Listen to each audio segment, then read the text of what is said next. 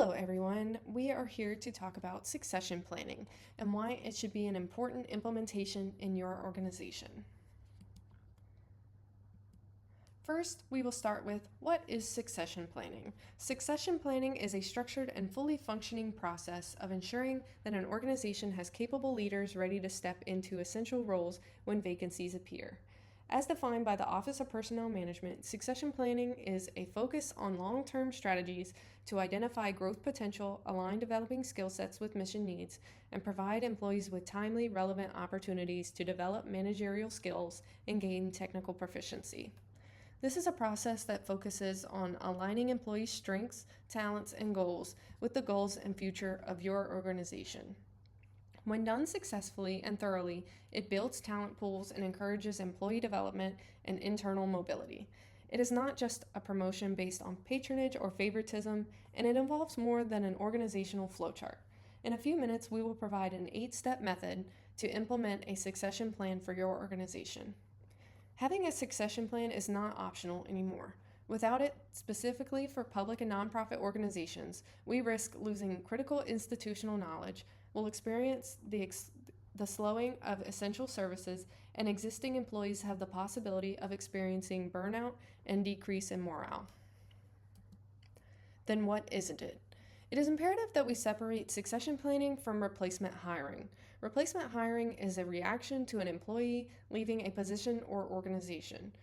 Succession planning is the act of preparing existing or new talent in case there is an opening or gap in a critical position that would inhibit the organization from providing a service in a timely and effective manner if left vacant. It should be important to note that succession planning, however, is not a guarantee of a promotion. It is about scouting talent and preparing for the possibility of a critical vacancy. It should also not be the sole responsibility of the HR department in your organization. Managers and department heads need to play a central role in the internal development and scouting potential candidates in order for succession to run smoothly. We have added a comparison chart for your viewing in order to better understand that succession planning is very different from replacement hiring. This chart is from the PM Magazine article, The Comprehensive Guide to Local Government Succession Planning. From this chart, we can see that succession planning is more thought out and a strategic plan aligning with the organization's goals, while replacement hiring is a very narrow approach and often happens on a quick timeline in order to avoid crisis. If you want your organization to truly meet its goals, having a succession plan is very important. Why succession planning matters. It is important to understand that not every position needs to have a succession plan. It will be the most effective for your organization to identify the positions that are most critical that will need a plan in place. We will discuss how to do this more in step 2 of the 8-step approach to succession planning. For now, I want to show you an example of why succession planning matters. Let's say for example, your organization has a department that is made up of multiple salespeople and one department manager. In this example, we will compare the 2 types of positions and if there were a vacancy in each. If we see a vacancy in the salesperson position, it might hurt the organization very little. Since this position is held by multiple people, if there were to be a vacancy, the others would be able to pick up the extra workload easily. While inconvenient, it could be done for a short amount of time until that vacant position is filled. This position would also be quick for hiring managers to fill, as it might require lower qualifications and have multiple qualified candidates to choose from. Now, on the opposite side, we will look at what would happen if there were a vacancy in the department management position. Since this is a single incumbent position with more critical responsibilities, it would negatively affect the employees if this position were to be left vacant. A management position typically requires more years of experience and possibly higher education than the sales position. This would result in the need to more closely consider candidates that apply, resulting in a smaller pool of candidates to choose from. This process is often more time-consuming. Here, the managers could use replacement hiring to hire the salespeople, while it would be more beneficial that they have a succession plan in place if the department manager decided to leave their position. I want to provide you with one more example of why succession planning is important.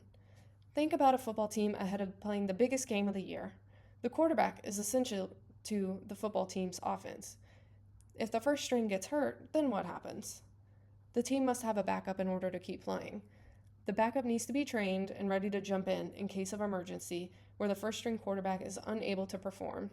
For this, the team might have multiple backup quarterbacks who are trained all year long just for this instance. If the team had not trained the backup, this would be a game loss. This is an important analogy to understanding why we need to have succession planning in place.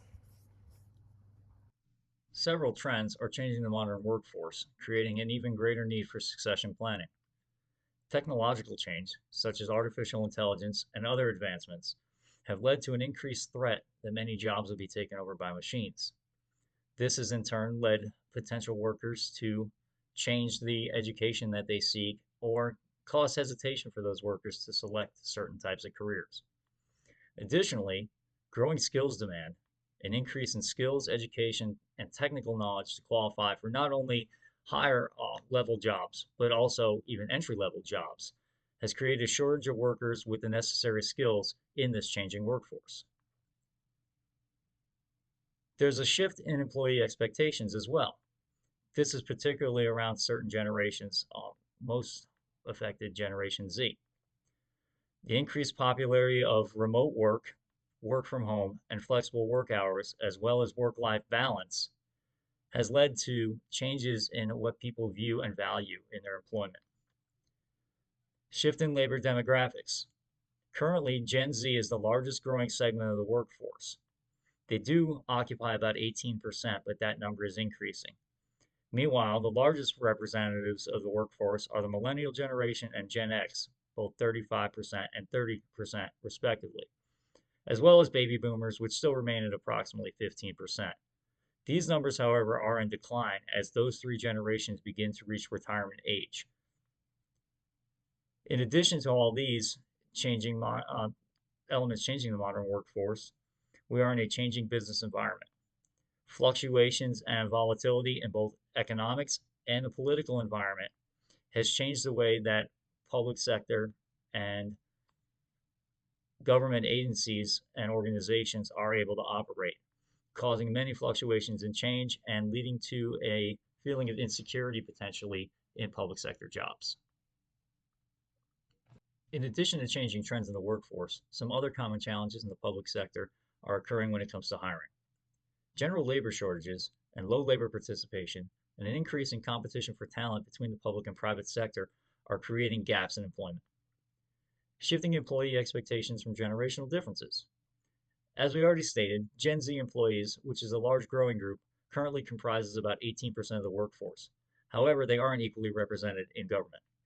Less than 9% of the federal government was employees as of March 2025 were Gen Z, and only about 2% of all government employees nationwide were representative of that generation. A lot of this is because Gen Z's differing expectations for growth, upward mobility, flexibility, and receiving mentorship. These are all benefits more private sector employers are able to offer. We are and will continue to see higher turnover rates, particularly among Gen Z employees. Another challenge is the critical roles that are held by one single person or a small group of individuals.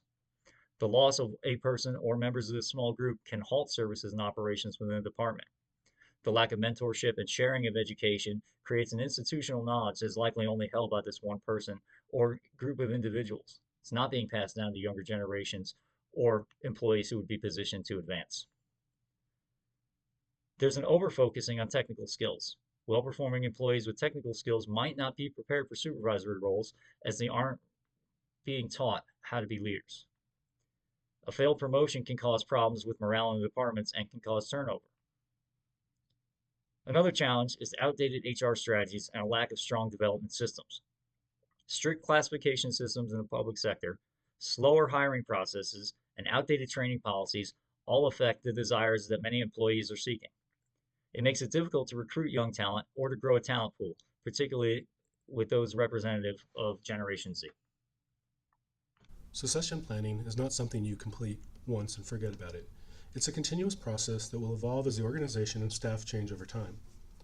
We're going to implement an 8-step cycle to succession planning.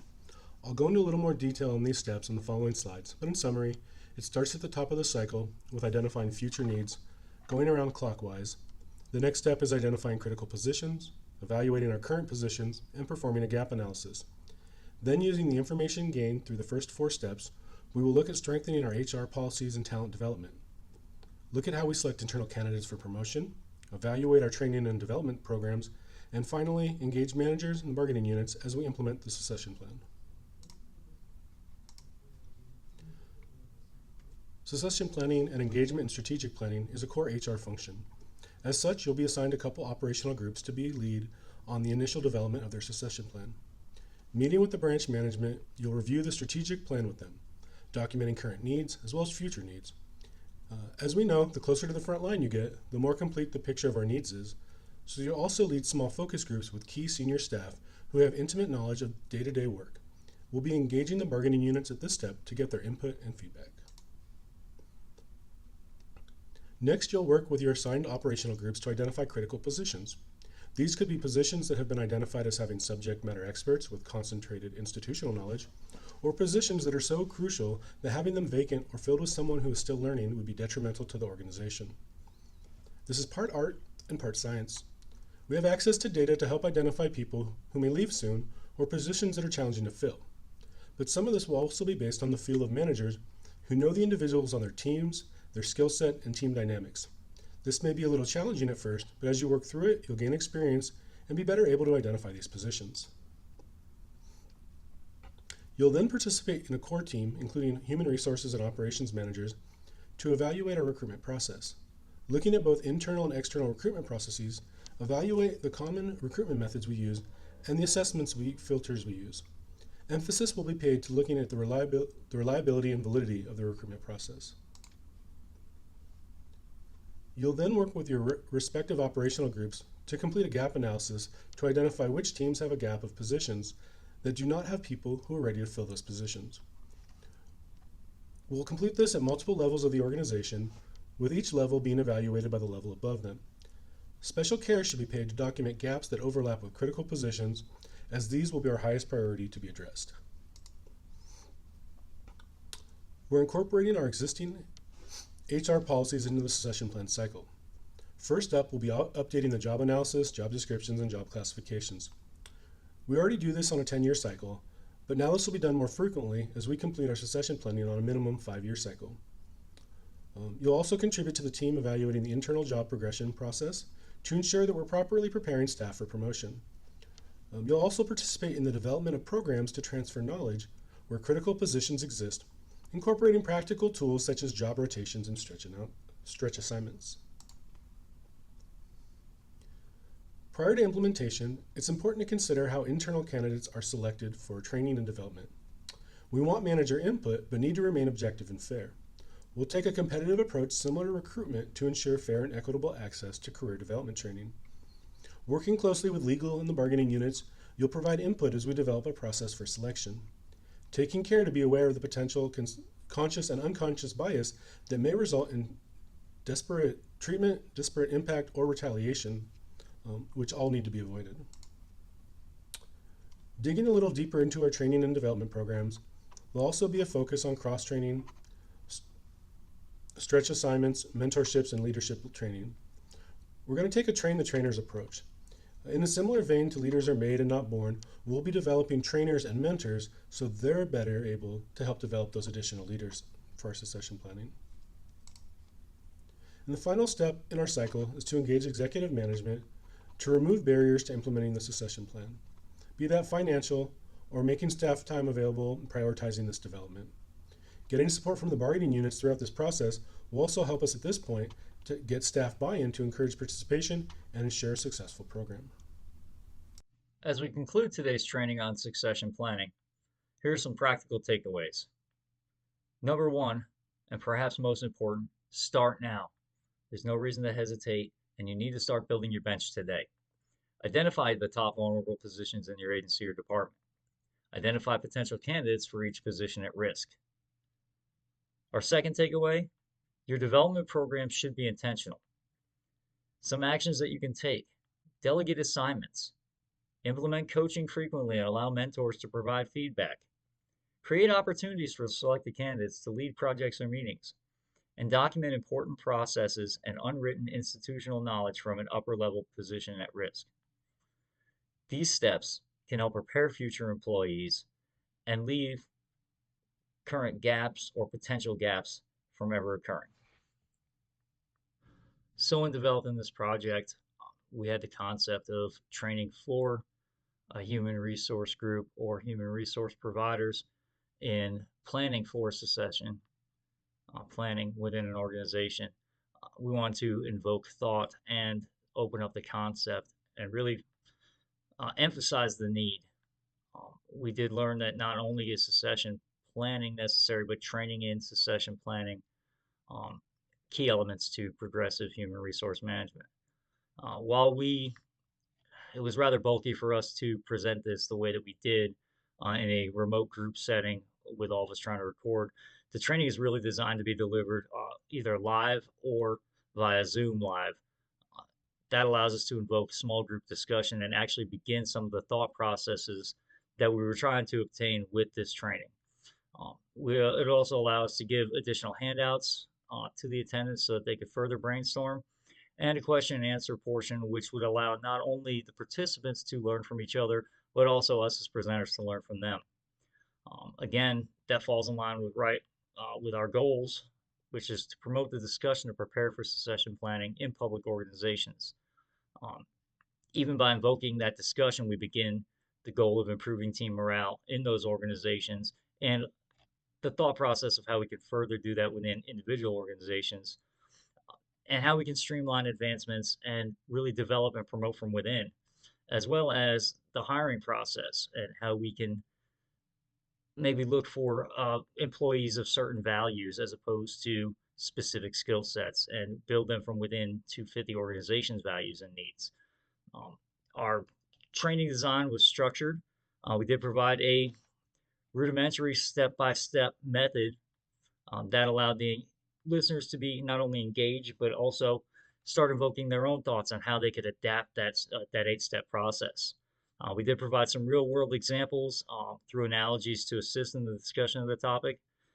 And in the end, in a live presentation, we would be looking for an evaluation that we would provide so that we'd have a post survey to each person who attended the training so we can get recommendations on how to adapt the training going forward and in the future.